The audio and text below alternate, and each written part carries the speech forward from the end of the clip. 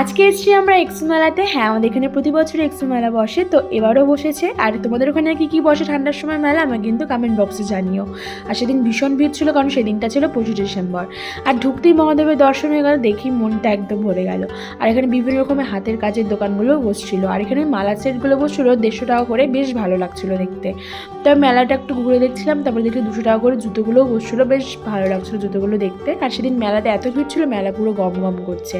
আর মেলাতে গিয়ে 1 cup coffee খেয়ে নিলাম, কারণ ঠান্ডার সময় কফি খেতে আমার ভীষণ ভালো লাগে। আর মা কিছু খাইনি, মা খেলো ফুচকা, আর মার থেকে আমি একটা ফুচকা খেয়ে নিয়েছি। তারপর ওই মাদের সাথে দেখা হলো, মেলাটা ঘুরছিলাম, তাদেরকে মহাদেব থেকে দেখে আমি জাস্ট চোখটা ফিরাতে পারছিলাম না।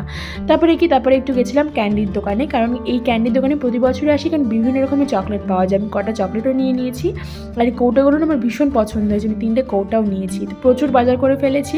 তো ভিডিওটা আজকে এত অবধি। ভিডিওটা ভালো লাগলে একটা লাইক করে দিও, একটা সাবস্ক্রাইব করে দেখা হবে নেক্সট ভিডিওতে। টাটা।